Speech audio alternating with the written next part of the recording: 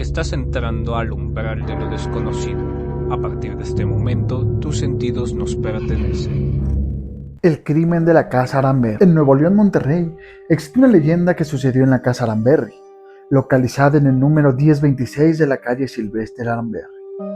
En ella se relata que dos mujeres, Antonia Lozano y Florencia Montemayor, madre e hija, murieron trágicamente.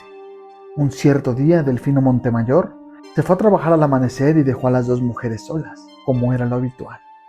Al poco rato de haber partido su esposo, Antonia escuchó que llamaban a la puerta y fue a abrirla. Recibió 3 tremendos golpes en la cabeza y se desvaneció. Florinda se despertó al sentir que 3 hombres la golpeaban y la ultrajaban. Antonia regresó de su desmayo y acudió a la recámara de la hija y recibió 3 cuchilladas en la garganta. Ambas fueron mutiladas y cuando regresó el marido de Antonia se encontró con un macabro espectáculo y se dio cuenta que en las uñas de las mujeres había carne y cabellos de los asesinos. Cuando las autoridades empezaron con las investigaciones en la casa, notaron que el perico, que era la mascota de Florinda, repetía sin cesar: «No me mates, Gabriel, no me mates». Gabriel era el nombre de un sobrino de la pareja. Atraparon al susodicho, que confesó que junto con 2 amigos habían perpetrado el crimen con el fin de robar. Al tratar de escapar, 2 de los asesinos fueron matados por la espalda en la calle Suazua del centro de la ciudad de Monterrey. La leyenda cuenta que todas las noches en la casa se ven sombras, se escuchan los desgarradores lamentos de las mujeres asesinadas y sus desesperados gritos de auxilio que nadie los atendió. Las almas de las desafortunadas no han podido descansar en paz.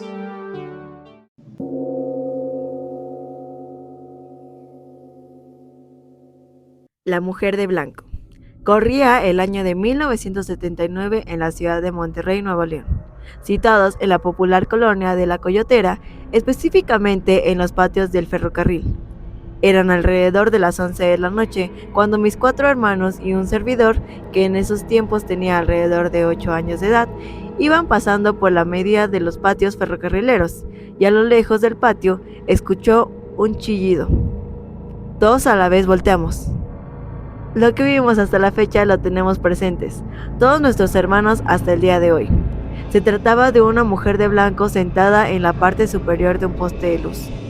Enseguida todos corrimos para llegar a la casa, que estaba situada en la parte de enfrente de los patios del ferrocarril. Llegando a la casa, le comentamos a nuestros padres y ellos, ni tarde ni perezoso, llegaron al lugar con todos nosotros, al lugar en donde habíamos visto a la mujer de blanco, pero ya no estaba. Hoy en día a este lugar se le conoce como el Mercado Campesino de Monterrey y algunos aseguran haber visto a la mujer de blanco.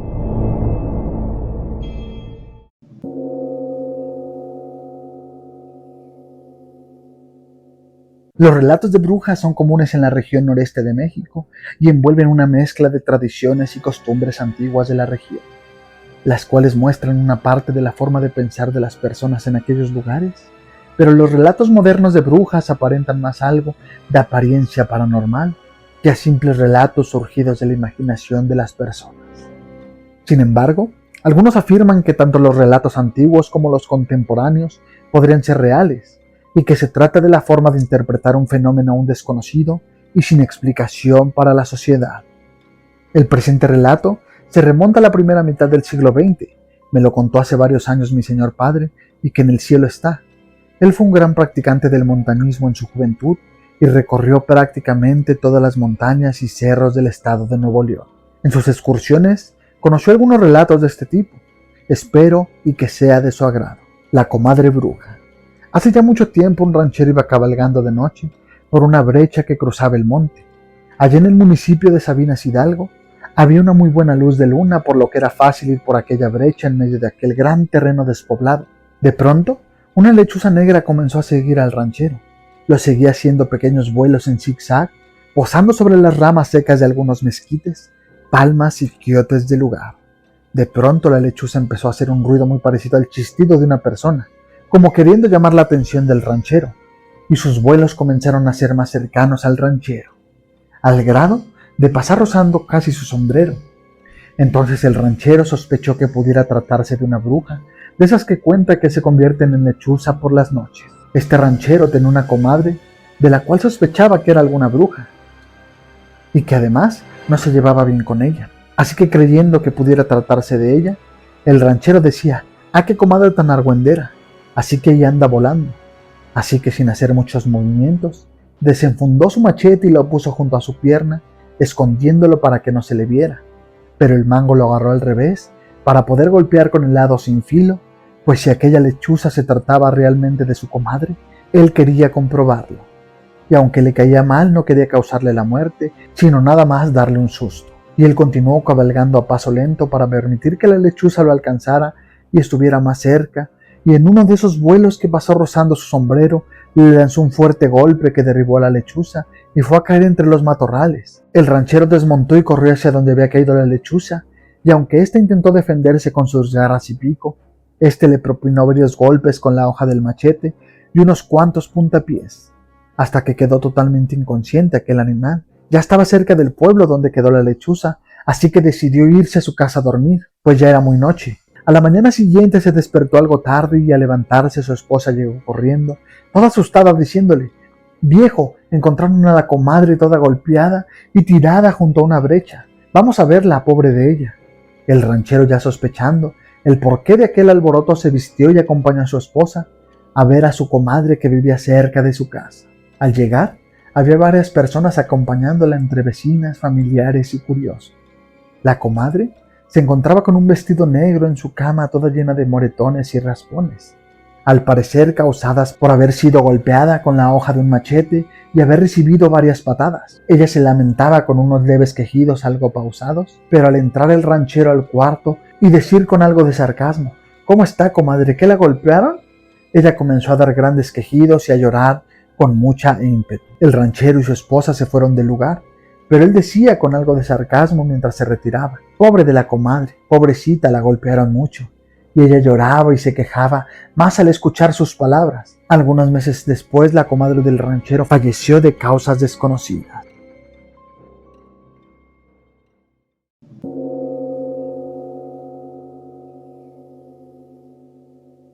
El hombre pájaro. Allá en el noreste de México se ha dado una manifestación desde hace casi 150 años. Se trata de una criatura conocida como el hombre pájaro, la cual se cree que vive en algún lugar del Cerro de la Silla o en el Parque de la Huasteca. Dicha bestia ha sido vista en los alrededores de la ciudad de Monterrey y en algunos municipios un poco alejados como Aranberry o en la frontera con los Estados Unidos. A través de los años, la gente ha visto al hombre pájaro, pero solamente por las noches, merodeando, acechando. No se sabe de dónde salió o qué es lo que quiere. Mucha gente cree que es una especie de época prehispánica, que no se extinguió.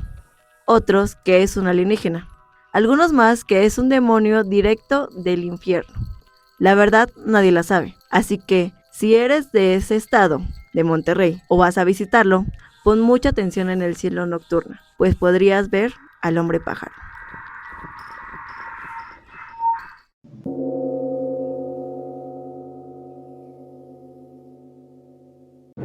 La niña fantasma de Protección Civil del Estado.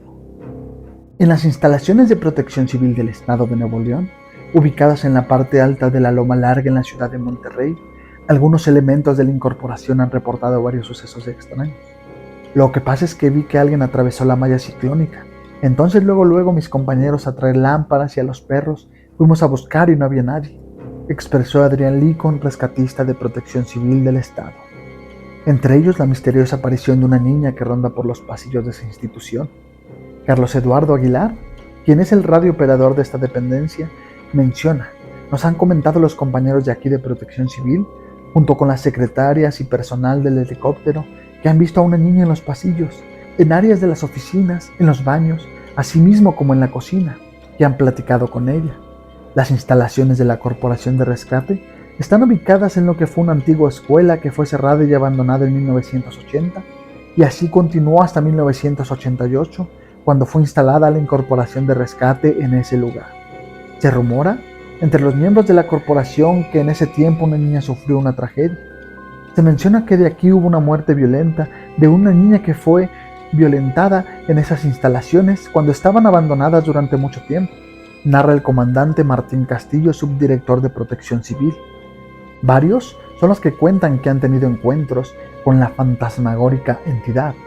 Era un mecánico de los helicópteros. Él entra aquí a la cocina, pasa por el área de la alacena, entra y ve a la niña y le dice: hola, ¿cómo estás?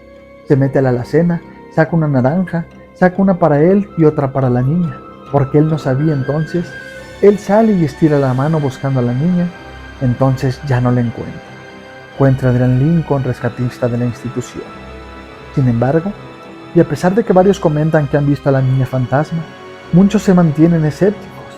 El comandante Martín Castillo opina al respecto. No deja de ser una situación que en algunos momentos tenga una explicación lógica o científica, por condiciones climatológicas, algunos efectos que se generan o en algunas circunstancias. El fantasma de la niña de Protección Civil del Estado sigue siendo todo un misterio. Los reportes han continuado y es todo un caso para archivos insólitos.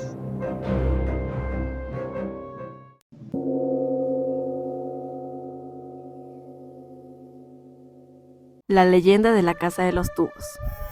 En los años 70, un padre y su hija única llegaron a Monterrey, Nuevo León, para comenzar una nueva vida juntos. Poco se sabe de su pasado, de lo que los trajo a este lugar. Sin embargo, solo se tenían el uno al otro. Un detalle importante de esta historia es que la niña no tenía la capacidad de mover las piernas. Dependía totalmente de su silla de ruedas y de las personas que la ayudaban. Por ello, su padre decidió hacerle un regalo que cambiaría definitivamente su vida. «Quiero que mi hija pueda andar libremente por la casa», dijo el padre a un ingeniero. «No hace falta decir que esto se puede hacer. De hecho, ya tengo una idea de la cual podría ser la casa ideal para ti». «Dime qué es», le dijo. «Se me ocurre que todo el edificio debería tener rampas para que la niña pueda ir de un lado a otro sin problemas y sin ayuda». «¿Y cómo sería esto?». «Bueno, tendría que ser una construcción tubular, como diría yo. Sería una especie de casa formada por edificios tubulares. Ya sabes lo que quiero decir. Por supuesto, tendría que ser grande para que la niña no se aburriera. Vamos, eso es lo que necesitaba. Bueno, tenemos que empezar cuanto antes. Estoy seguro de que a mi hija la pondrá muy feliz». Pasaron semanas, luego meses. Poco a poco, en una parcela vacía, comenzó la construcción de una gran casa. Los trabajadores permanecieron de pie hasta que la luz del sol los abandonó por completo. Sin embargo, a medida de que avanzaba la hora, surgieron tensiones entre los albañiles. Se sentían cada vez más incómodos y un miedo inexplicable los perseguía. De repente, todo empeoró. Las herramientas desaparecían y los trabajadores se culpaban unos a otros hasta que un día se produjo un desastre. Solo faltaban unos meses para que la casa estuviera terminada. Sin embargo, la convivencia entre los trabajadores dista mucho de ser buena y decidieron reunirse después del trabajo para resolver sus diferencias. Casi todos resultaron tener grandes cantidades de alcohol en la sangre, excepto uno, Alberto, el trabajador más serio y reservado. Al día siguiente, solo 3 hombres vinieron a trabajar temprano, incluido Alberto. Se acordó que él trabajaría en la planta superior, mientras que los otros 2 resolvieron los detalles en la segunda planta. Todo sucedió muy rápido.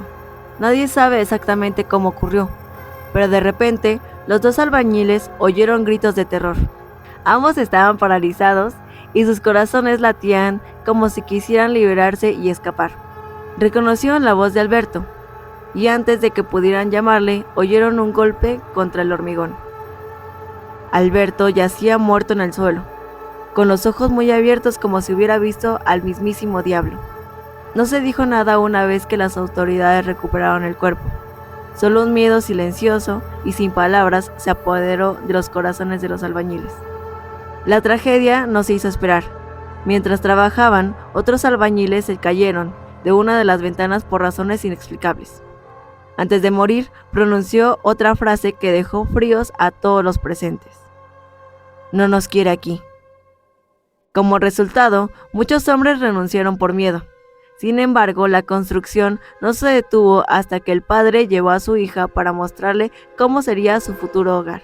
De una manera que la lógica no podía explicar, la hija llegó al último piso de la casa. Unos minutos después, mientras que su padre la buscaba frenéticamente, oyó un golpe como si hubiera caído un gran trozo de metal y carne. Su corazón lo sabía. pero no quería creerlo hasta que sus ojos lo vieran. Su pequeña, su única razón de ser, estaba muerta. Nadie quería volver a ese lugar, solo el padre, como en el corazón roto. Se emborrachó en la casa de los tubos hasta que no pudo soportar más la angustia de su alma y se suicidó. A partir de ese momento, las obras se detuvieron y abandonaron. Sin embargo, se rumorea que desde hace más de 40 años se observan allí pactos suicidas, muertes inexplicables y apariciones. Eso hasta el 2016, cuando se decidió demoler la casa y dar vida a una nueva estructura, acabando así con la leyenda de la Casa de los Tubos.